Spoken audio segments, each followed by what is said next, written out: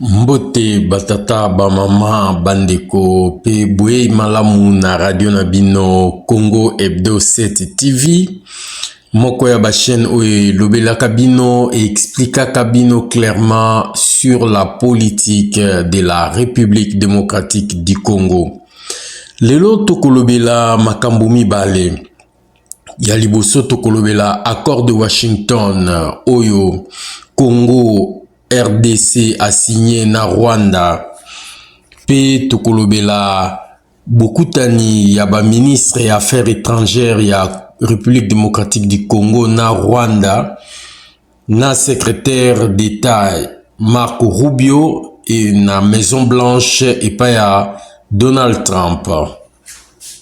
Tobanda na oyo Italie signature ya accord na secrétariat d'État ya États-Unis.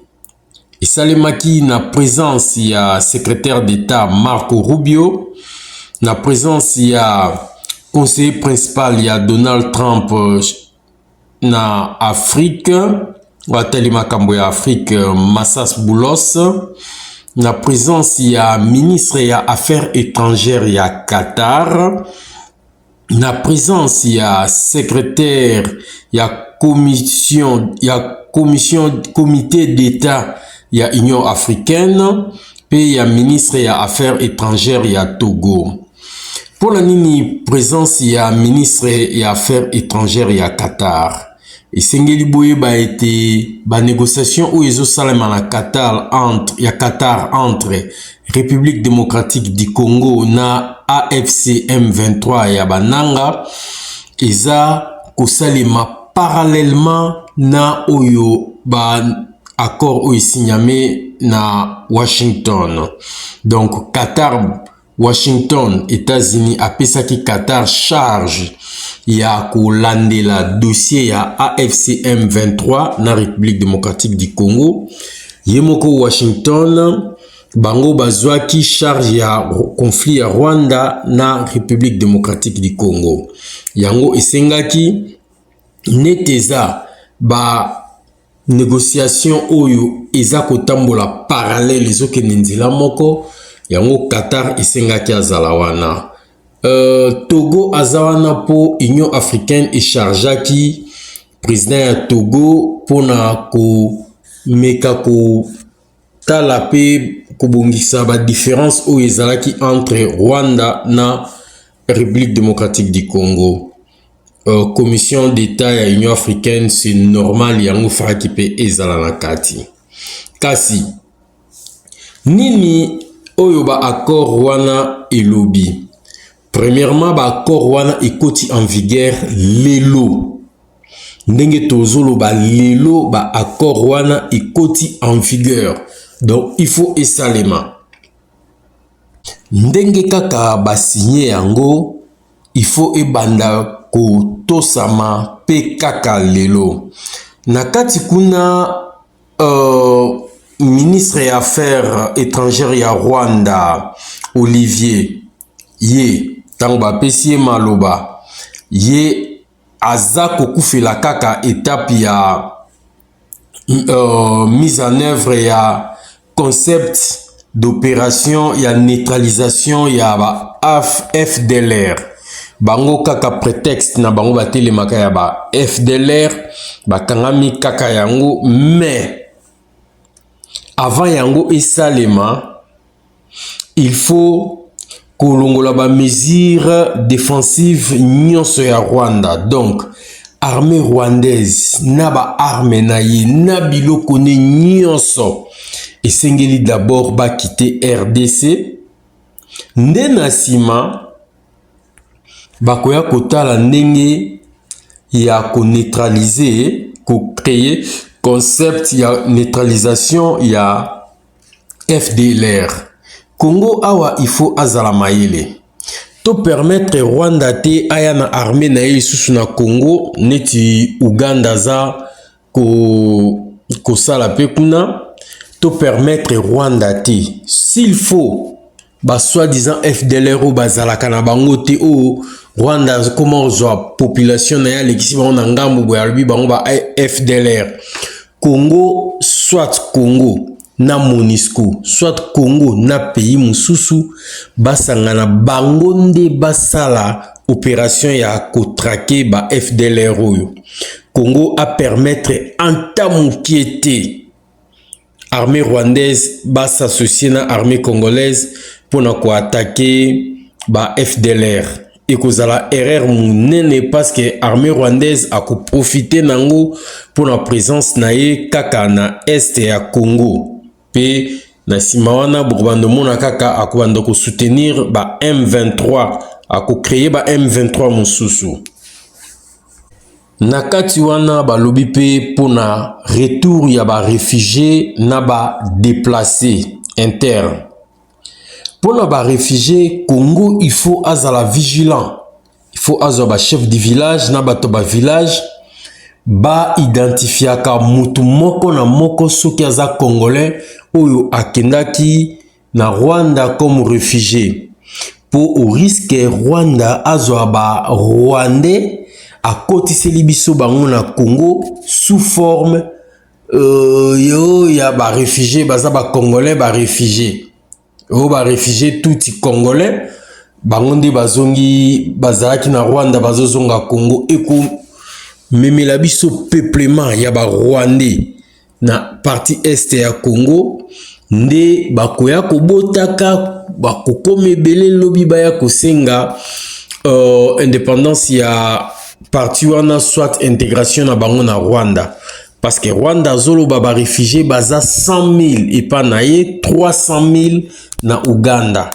Comme pour comprendre que 100 000 plus 300 000 ils a 400 000 personnes ceux qui bakoti après 20 ans bakoma combien donc risque ya peuplement na bango kotokuna po baya ko senga lobby référendum au bakota Rwanda Congo il faut azala mayele.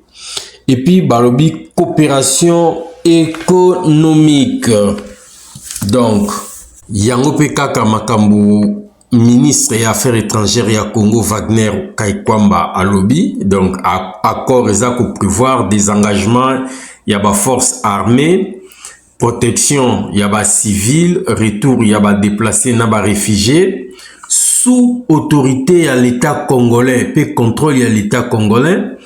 Un mécanisme de suivi pour garantir le respect, il y a engagement. Et puis, interdiction, il y a hostilité. Respect et intégration, il y a intégrité territoriale. Accès humanitaire. Réaffirmation du mandat à MONUSCO. Établissement d'un cadre d'intégration économique régionale.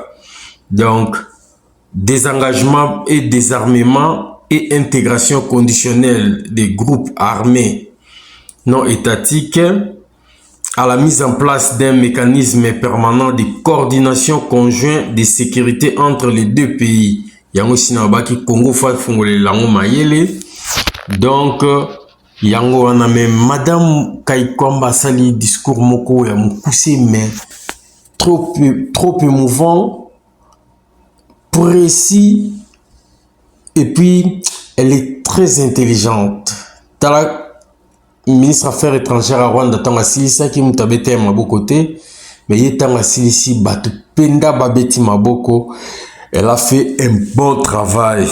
Bah ministre vraiment tous en a bango besoin.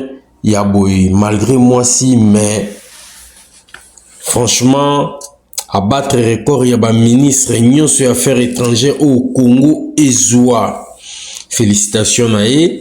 Il y a un étoile la binope siko vidéo. Boyoka Maï Balobaki, Nassima Yako signé, ba accord. Tout chez en français pour Boye ba nini elekaki. Nasuka na yango. Tokozongela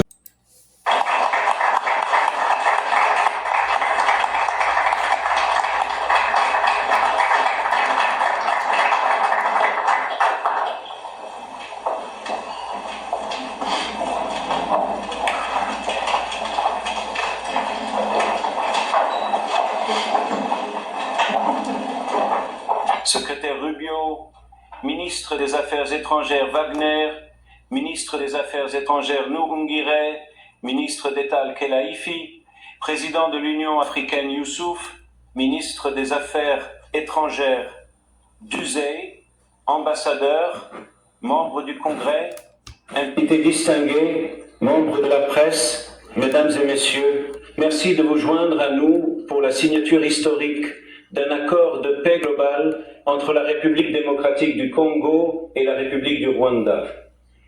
Dans un instant, le secrétaire Rubio et les ministres des Affaires étrangères de la RDC et du Rwanda signeront un accord qui s'appuie sur la déclaration de principe signée ici le 25 avril.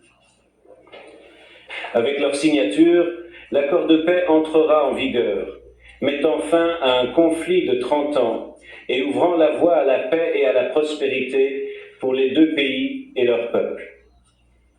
Cela n'aurait pas été possible sans le leadership et la vision du président Trump.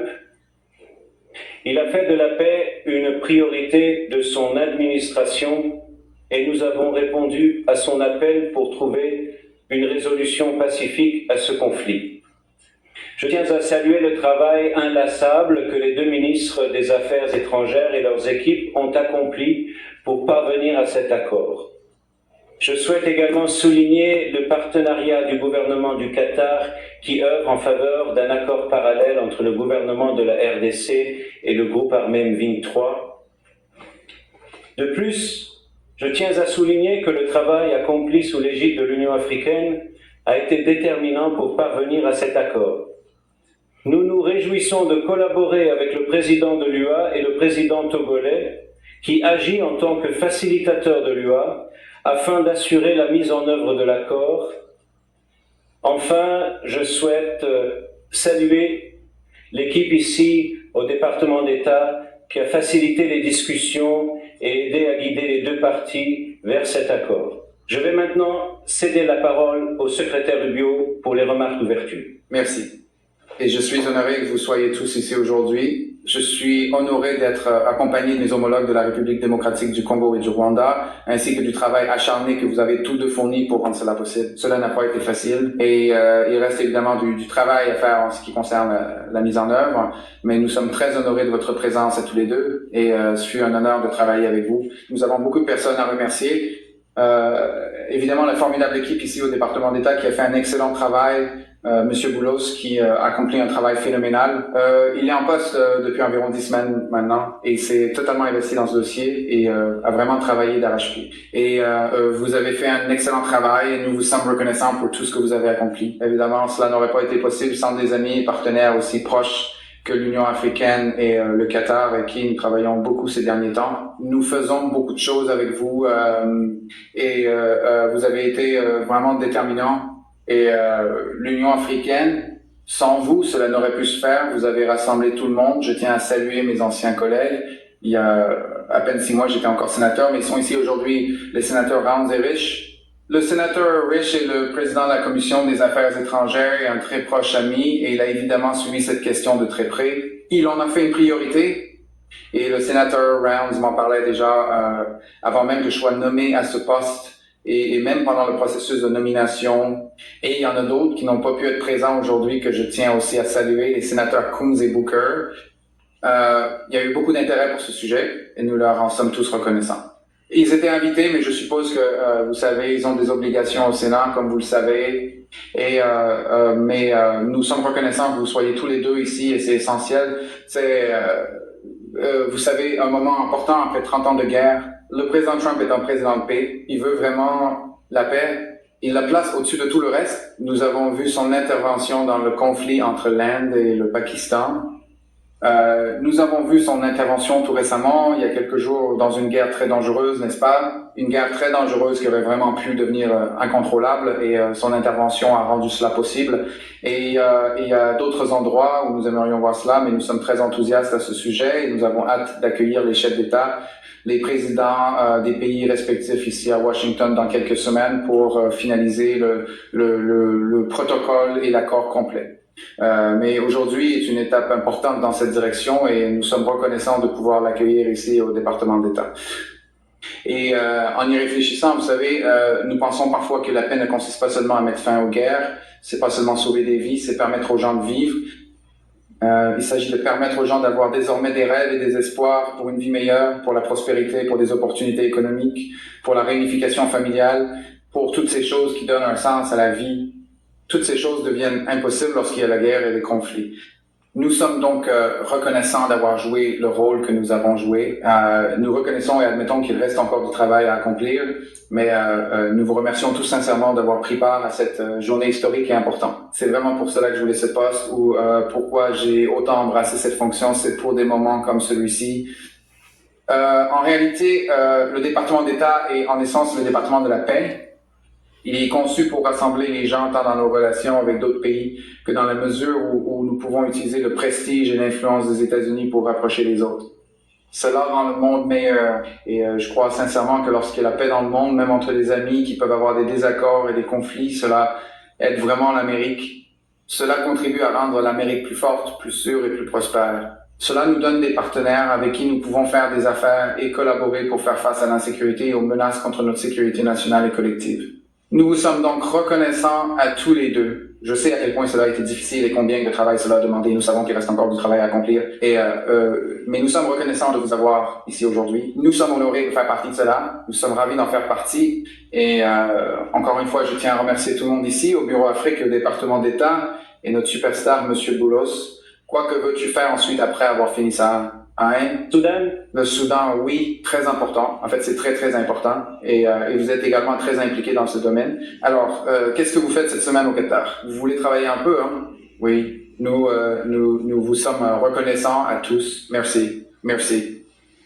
Merci. Monsieur le secrétaire, je cède maintenant la parole au ministre des Affaires étrangères du Rwanda pour ses remarques. Merci. Monsieur le secrétaire d'État Marco Rubio, Madame la ministre Thérèse K, du Rwanda, le président de la Commission de l'Union africaine Mahmoud Yassouf, le ministre d'État Mohamed Ben Abdelaziz Al Khalifa du Qatar, mon collègue, le ministre des Affaires étrangères du Togo Robert Doucet, sénateur, chers collègues, bon après-midi. Permettez-moi de commencer par exprimer notre sincère reconnaissance au président Donald Trump pour son engagement personnel dans la facilitation de cet accord historique. Nous exprimons également notre gratitude au secrétaire d'État Marco Rubio, au conseiller spécial M, Mossad Boulos, ainsi qu'à toute l'équipe du département d'État. Votre dévouement a été indispensable. Cet accord est le fruit de plusieurs mois d'efforts coordonnés par de nombreux acteurs. Il est très important de souligner que l'État du Qatar a joué un rôle absolument central. En effet, l'ouverture qui a conduit à l'accord d'aujourd'hui a commencé à Doha.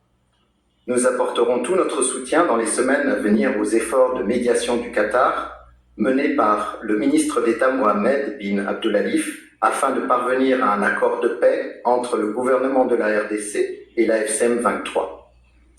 Ce processus est déjà bien avancé.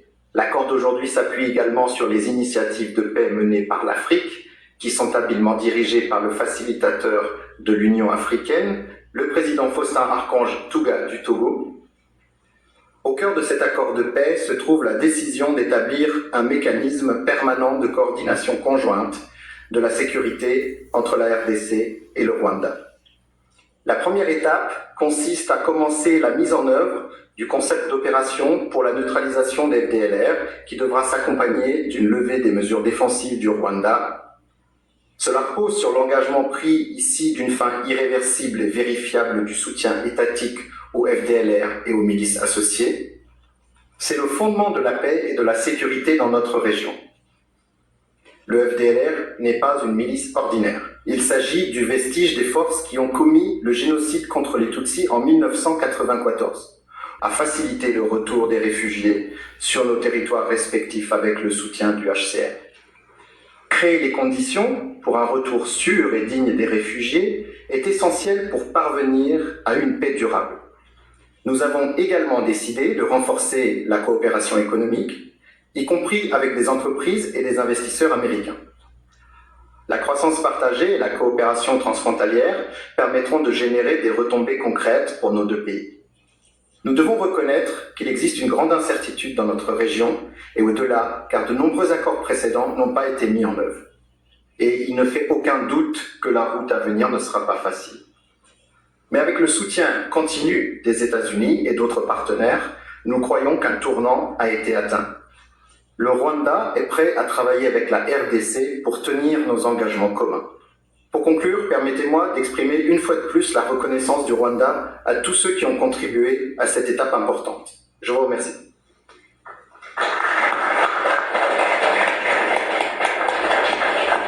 Merci, Monsieur le Ministre. Je me tourne maintenant vers le ministre des Affaires étrangères de la République démocratique du Congo.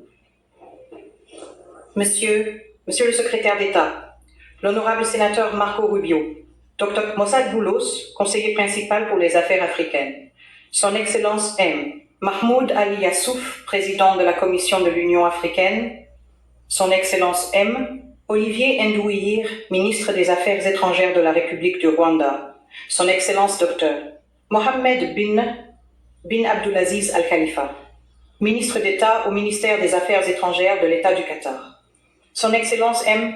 Robert Dussé, ministre des Affaires étrangères de la République du Togo,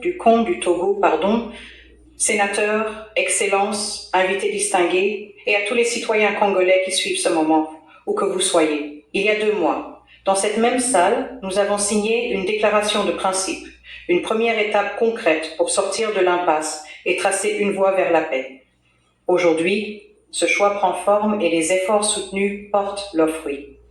Avec cet accord de paix, nous ouvrons un nouveau chapitre qui exige non seulement de l'engagement, mais aussi le courage d'aller jusqu'au bout. En signant cet accord, nous réaffirmons une vérité simple.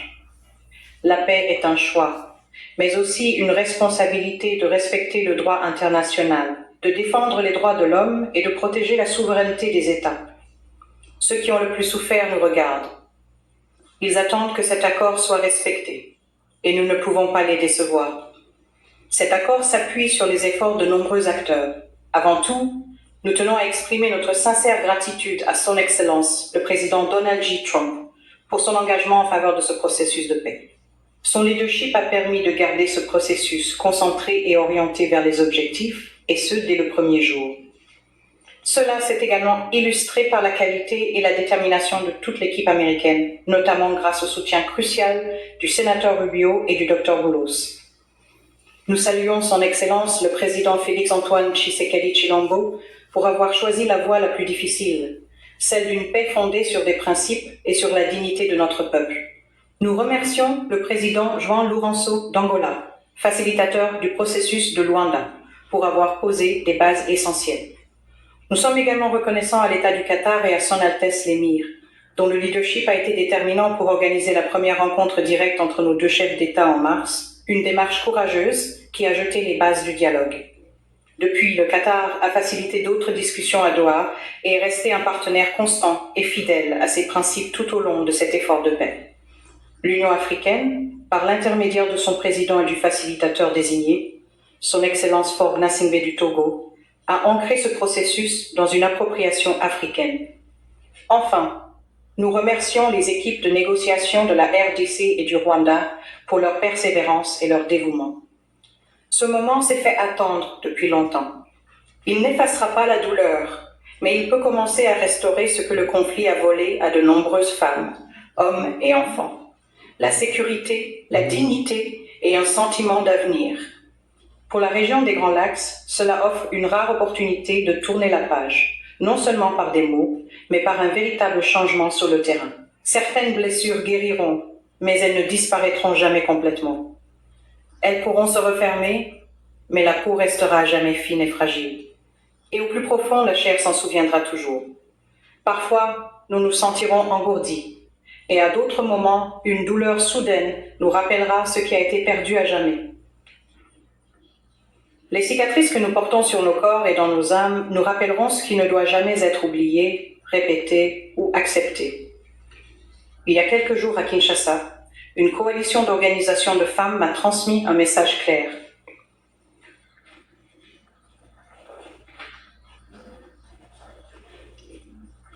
Nous ne voulons pas d'une paix façonnée par les élites. Nous voulons une paix réelle, vécue, partagée et construite avec nous. À nos concitoyens de l'Est, cet accord a été signé en pensant à vous. Il prévoit le désengagement des forces armées, la protection des civils, le retour des personnes déplacées et des réfugiés sous l'autorité du gouvernement et établit un mécanisme de suivi pour garantir le respect de ces engagements. Ce ne sont pas que des mots sur du papier. Ils doivent maintenant se traduire en action avec justice, responsabilité et volonté politique. Cet accord de paix est le point de départ, pas l'objectif final. Il doit maintenant être suivi par le désengagement, la justice, le retour des familles déplacées et le retour des réfugiés, tant en RDC qu'au Rwanda. Cependant, aucun texte, aussi soigneusement négocié soit-il, ne peut à lui seul porter le poids de la paix. Je me souviens encore, le jour où nous avons signé la déclaration de principe, qu'un membre de l'équipe américaine a dit « Si c'était facile, cela aurait été fait depuis longtemps ». C'est plus vrai aujourd'hui que jamais. Ce que nous avons signé n'a de force que celle de notre volonté de le mettre en œuvre. Nous, la RDC, nous battrons assurément et résolument pour que cet accord soit respecté, non pas par nos paroles, mais par nos actes. Aujourd'hui, nous avons choisi la paix. Ce qui importe désormais, c'est que nous la protégions et que nous prouvions à notre peuple et au monde entier que même dans une région marquée par de profondes cicatrices, la dignité et la coopération peuvent l'emporter. Alors maintenant, notre travail commence véritablement. Je vous remercie.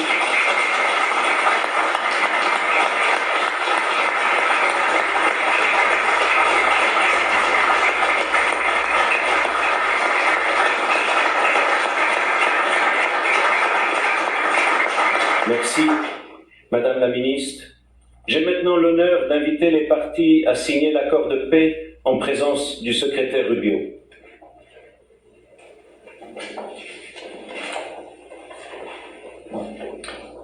L'accord qui est signé comprend les dispositions relatives au respect de l'intégrité territoriale et à l'interdiction des hostilités, au désengagement, au désarmement et à l'intégration conditionnelle des groupes armés non étatiques, à la mise en place d'un mécanisme conjoint de coordination de la sécurité, à la facilitation du retour des réfugiés et des personnes déplacées internes, ainsi qu'à l'accès humanitaire, à la réaffirmation du mandat de la MONUSCO et à l'établissement d'un cadre d'intégration économique régionale.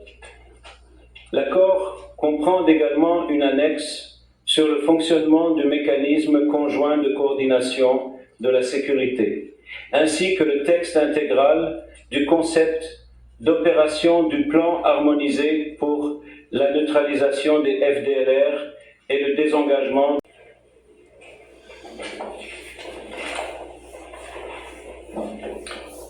L'accord qui est signé comprend des dispositions relatives au respect de l'intégrité territoriale et à l'interdiction des hostilités, au désengagement, au désarmement et à l'intégration conditionnelle des groupes armés non étatiques, à la mise en place d'un mécanisme conjoint de coordination de la sécurité, à la facilitation du retour des réfugiés et des personnes déplacées internes, ainsi qu'à l'accès humanitaire, à la réaffirmation du mandat de la MONUSCO et à l'établissement d'un cadre d'intégration économique régionale.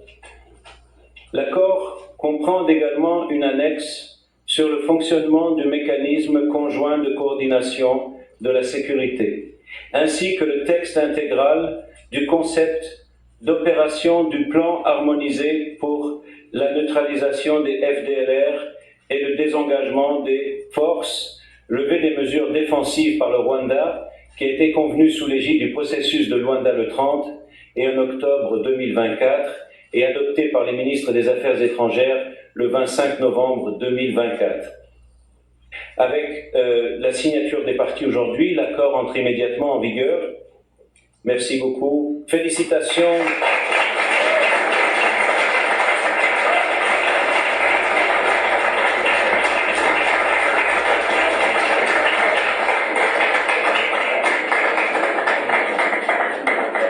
Cela marque la conclusion officielle et solennelle de cette cérémonie mémorable qui s'est déroulée avec succès. Merci de bien vouloir rester assis. Merci na ndenge bolandi émission na biso kino na suka boboto mboka na bino bozanga te ko s'abonner pe ko appuyer bouton ya notification. Merci.